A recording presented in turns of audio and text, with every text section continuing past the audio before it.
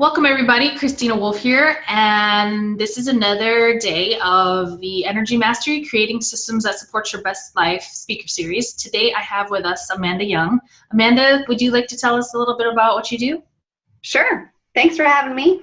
I'm Amanda Young, and I am the president and founder of a company called Simplify Your Marketing, where I help women entrepreneurs figure out who their ideal clients are and how to attract more of those clients into their business instead of chasing after them and wasting a whole lot of time, money, and effort chasing down holes that really aren't the right fit for them. Awesome. It's like helps with productivity. You really get focused and dig in and work on that piece that's actually going to work for you. That's definitely helpful. Tell me, how do you accomplish this with your clients? So I take them through a process of allowing clarity. I wrote a book called Finding Clarity that's all about designing a business you love and simplifying your marketing. And so in that book, I've created this whole process for how to allow that clarity into your business and into your life by aligning with who it is you are and what you want most. So it's really a way of focusing on yourself and internally what you need instead of spreading yourself too thin all over with what you think you should be doing or what you think other people need you to be doing, and really figuring out what your purpose is, why you're here, and allowing all that to align. So the busy work drops off and you're really able to focus in on what it is you need. So you're creating discernment in your client. They know themselves better in order to be able to focus and get that clarity. That's great. That definitely helps with the whole concept of mastering yourself. You got to know who you are to know what you need to really focus on. Exactly. So I know you talked a little bit about busy work versus deliberate action in some of our previous discussions. And to me, I kind of looked at it like the difference between wasting too much time detailing your car versus actually driving it. So you want to tell us a little bit more about that? Yeah, so a lot of entrepreneurs, when they get started, they think they need to be doing all these things because I don't know how we came up with this, but we're kind of our default setting is to be really busy and run around and try to create business cards and a logo and a website and have everything in order. We're supposed to have our, any sort of proposals or offers. Everything's supposed to be totally perfect and beautiful. And it's a bunch of baloney. Like when you're getting started with your business, the reality is you probably don't know who your target market is or what you're really supposed to be doing or what's going to be effective to get clients. Because a lot of that is trial and error, and you just kind of have to fumble around. Instead of floundering, you just have to kind of have a plan in place and work that plan here and there, but really stay focused on it and then assess along the way. So instead of just doing busy work to stay busy and look like you're playing the part of the entrepreneur, you really want to be deliberate in those actions. So instead of spending 5 hours working on your website header, go have conversations with people and make sure that you're really connecting with them on a deeper level, and that that you're networking in a way that you're learning about your business and figuring out what is working so that you can be less busy doing the things. I think there's productivity gurus out there that are always saying you spend, most of your time doing things that don't even matter. So focus on the things that do matter, and you're going to be a heck of a lot more productive. So that's pretty much what I preach to all of my clients as well. Yeah, because, I'm guilty. You can sit there and spend hours and hours and hours on some graphics, and then it's like, well, I just completely changed my focus after talking to, 10 different people. What I put in my website doesn't seem relevant anymore. So That was a big old waste of time, Right. And really where the rubber hits the road is where you're making those connections to your clients and your tribe. And it really helps to kind of survey what they like to get ahead of time before you really get crazy about narrowing down your niche and all that. Yeah, and it can be disheartening if you're an entrepreneur, if you put in all those hours and then nothing's coming of it. That's a piece about what I know you kind of will segue to another little point you made about building trust in yourself. You're like, well, maybe I'm not making really good decisions now. Yeah. How to spend my time. And yeah, and that doubt will really build up in you if you let it. Definitely. If you're doing a lot of busy work and not really digging in.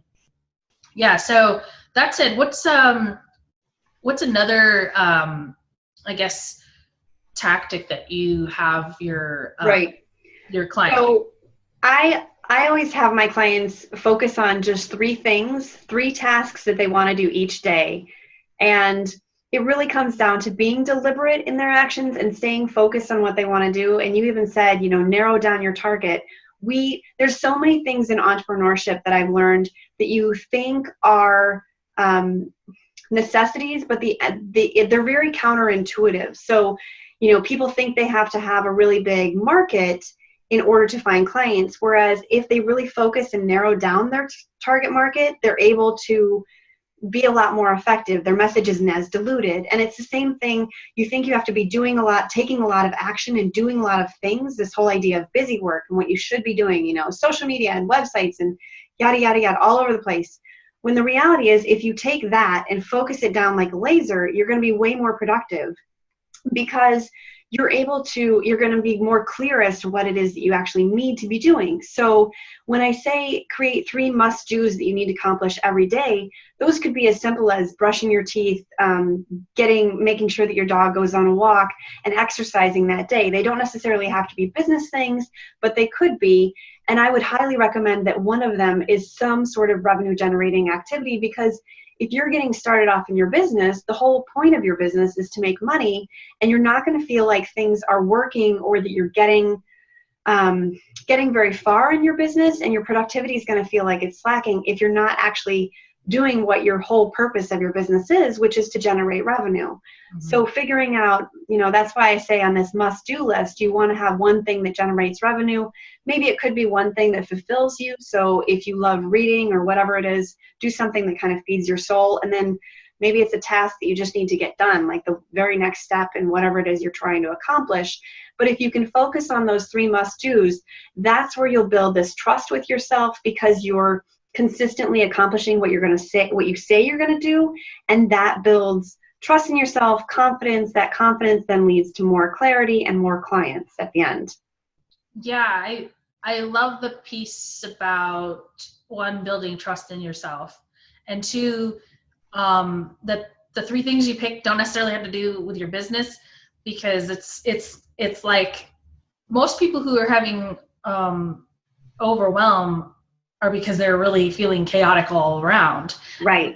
Personal life versus business life. And I'm one of those where if I'm feeling like, I call it squirrel brained, then you're not in that creative mode where, your ideas are coming to you, or you can really even sit down and get focused and worry about just that one task. Because as soon as you sit down, you're like, off on this tangent or that task or whatever. And then that's when you're suddenly doing busy work and not doing your actions. Yeah, absolutely. So tell me a little bit more. Let's build on that trust with yourself thing. You're talking, it kind of breaks up some energy, you said, around, if you don't trust yourself, it's like you don't have that focus. It all kind of feeds into each other. Right. So the trust factor is one of those things where it's like all the pieces of your life, there's so many people that use this wheel of life as kind of a lot of psychologists use it to assess people when they first get started. And it has all these different categories, like where are you on a scale of 1 to 10 for your health, or for your relationships, or your family, your travel, your career, your income, your finances, whatever. It's got all these different categories, with the idea being that, where are you in all these different areas? And people think that their business is like a silo and their personal life is another silo. And the reality is it all flows together, and it's all across the board. So that's why I say with these must-do items, the reality is if your house is a mess, your brain is going to go to that chaos. And if you need to do laundry because you have nothing else to wear, then that could easily be a must-do item.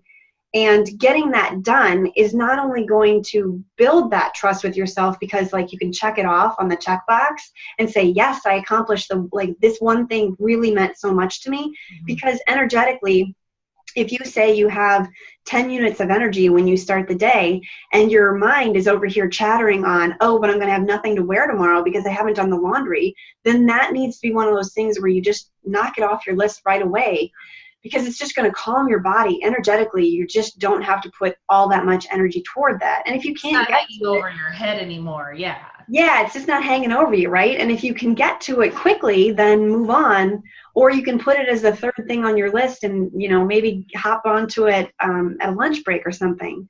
But yeah, it all flows together. So there's no reason to really silo things when you can just juggle them all together, but know that you can only juggle so many balls at a time. So maybe today those 3 must-dos all fall in the personal category, and tomorrow they're all business things, and it can just ebb and flow. There's no real, you don't have to like fit into a box for it.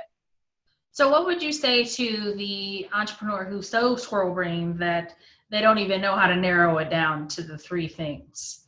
Right. So that's a common problem, and I fall into that trap myself too, because part of the entrepreneurial spirit is to do so much and just want to be, you know, achieve more, and you just fall into that busyness trap. So you don't even want to take the time away to say, okay, I got a plan. What are these 3 things? For me, I use an energetic technique called getting grounded. And it's one that was taught to me by my coach, but you really go through and just, you want to call yourself back into your body and get into your body and out of your brain. A lot of times just a little 2-minute meditation will do that for you. Some breathing exercises or something like that will get you really calm and centered, or even journaling. It depends on what different technique is best for you. Some people it's meditation or breathing. Some people it's exercising or going on a walk. Other people, it's just pulling out a journal and writing things down and getting that brain clutter out, or creating some sort of system. And once you have those systems in place, it's a heck of a lot easier to hone in. But it does come down to, you've got to have the plan. So it's figuring out, you know, how are you going to get the plan? Where are you going to get the support in your business? And stop trying to be the true solo entrepreneur that has nobody helping them out, because that's just kind of bogus. Yeah, definitely. And you even talk about the title of your business is Simplify. Yeah. It's I think for a lot of people, if they are squirrel brained like myself, just almost everybody I've spoken to so far as the series goes, is talking about the concept of, you have to get grounded, you have to get quiet to learn how to simplify, to learn how to focus on the things that are deliberate action instead of busy work. Right. And that system, if you get that very simple piece down and it becomes like automated, then almost everything else is like a rhythm that flows off of that basic rhythm. Yeah. You know, if you don't have that get quiet, get grounded piece, then everything else is just going to be complete and total chaos. It's totally true. Totally speak from experience on that one. So whatever it is, get that one little ritual or system down. Yeah. Grounding yourself, and from there, that's your platform to create just about everything. You know? Yeah. And I explain that to clients a lot, as far as, you know, if you're in love with crafts and you're a creative person and you're going to go into a craft store, you need to have an idea and a plan for what you want to build, what the tools that you need, and what the outcome that you want is. Otherwise, you're going to have that same squirrel brain, right? And go in and just freak out at all the different pretty things that are in that craft store. I mean, I've gone in there and walked out with paper making supplies with no plan of what the heck to do. Am I going to start making journals or something? I mean, I love journals, but my paper making skills aren't that great. So, you know, like, you just never know. And it's the same thing with entrepreneurship. You need to go into it with, what am I good at, and who am I serving, and what am I really providing? And some shiny object might come over and say, hey, why don't you do this? But the reality is, you're better off staying focused on what your genius work is and what you're good at. And if you can't serve them, you're better off passing them to somebody else and focusing really in on what you're best at and who you can best serve. And two, staying focused is a habit. So when you're getting good at eliminating distractions, then when they do start popping up, you're a lot easier able to say no and stay focused. And, yeah, definitely. Lastly, that kind of reminded me of another comment you talked about on some of our other conversations about staying in your own lane. Yes. Tell me a little bit more about that. I love that idea. Yeah. So, so many people will just go out and try to, and just say, oh yeah, I can do that. And I can help everybody. And I equate it to people when you're out marketing and networking, you're at a networking meeting and you say, so what is it you do? And they say, I help everyone, anyone with a pulse, I can help them. And then you just have no idea what the heck to say to them. It's just like, okay, well, like, what do I even do with that? Because I honestly can't connect, and it happens all the time. And then I'm like, okay, well, let me delve a little bit deeper into that, because I just checked the other day. I have like 1,700 friends on Facebook. I can't refer I could give you all 1,700 of them, but you can't serve them because it's like doing a Google search and searching for like pizza. Okay. Right. How many results are you going to get for pizza? And maybe they don't like your kind of pizza. They like this kind. Right. Yeah. If I'm looking for pizza, I'm gluten-free and low dairy. And so I'm just like, I'm going to be looking for like a crazy pizza that has the longest tail keywords ever. It's going to be like, local pizza near Chicago that's gluten-free and dairy-free and actually tastes good. Like that's only going to pull up one result for me. And then I'm probably going to be happy. Right. Exactly. So it's better to be okay with saying, I serve this particular group and saying no to the rest, because you're going to totally 100% have an engaged audience with the people, instead of, like you're saying, everybody, like Oprah, everyone gets a car, Right.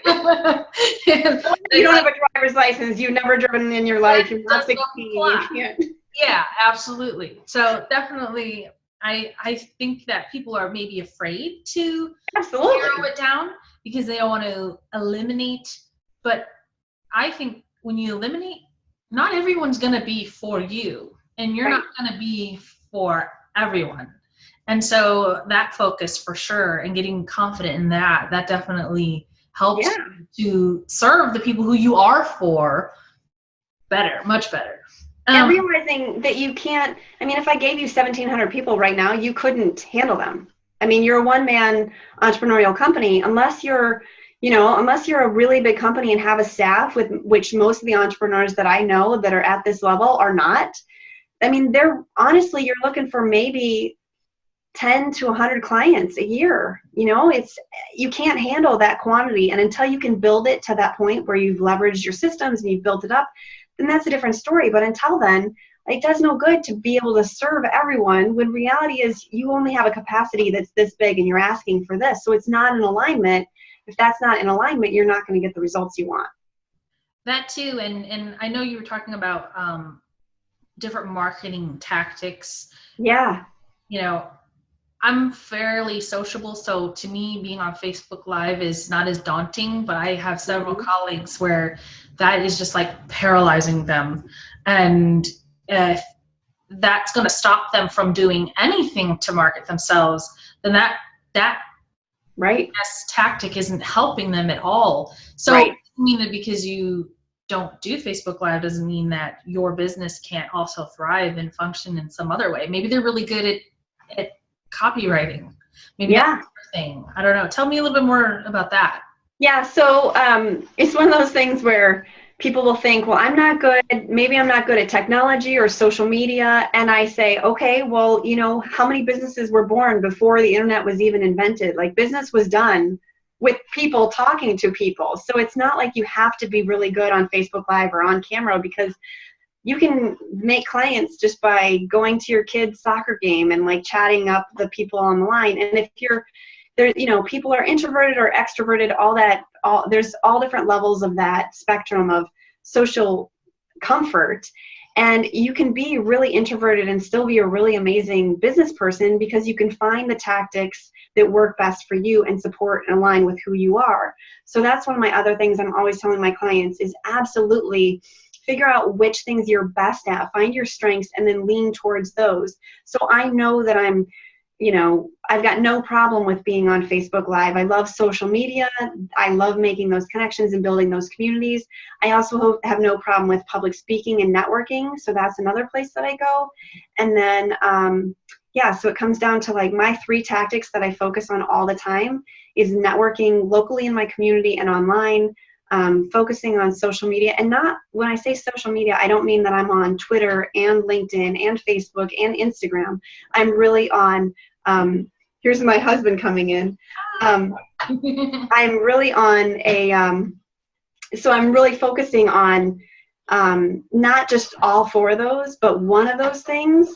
And so it's like, I'm only focusing on Facebook instead of spreading my efforts all over and diluting myself, because when you dilute yourself, then none of it has that power and none of it has that, depth and, yeah, it's kind of like the same idea of, you could commit to 4 different people and give them, 25% of your energy, or you can commit to one and give them 100% of your energy. Right. So when you dilute it, it doesn't represent you as well as it could. And then so it's really, focus only on those 3 areas and stick to 3, because otherwise you're going to expand yourself out too far. Yeah, totally. I completely get that. So we've pretty much covered the whole idea of, and they all fall into the same general idea, less busy, more deliberate. And the way to be less busy and more deliberate is to build trust in yourself with 3 things that you need to do, and then stay in your own lane. Right. Get good at something, know what you're good at, and stick with that. And then, if you build up enough confidence in other areas, nothing saying you can't always expand your skills, but then work on that instead of keep adding and adding, and suddenly your whole palette of tools is enormous. You want to stick with what basically. I think that's great. So if our readers or listeners want to get a hold of you and learn more about your work, how can they get in touch with you? And I think you said you had a free gift. Right. Yeah. Well, they can go to Amazon and get my book, which is an easy way to do things. Or they're also welcome to go to my website, which is simplifyyourmarketing.com. And then if they put in /compass, I have an ideal client compass that we talked about.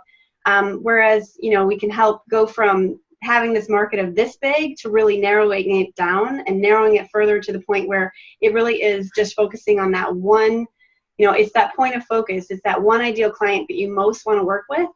So they just go to www.simplifyyourmarketing.com /compass, COMPASS, and it's the ideal client compass that they'll download.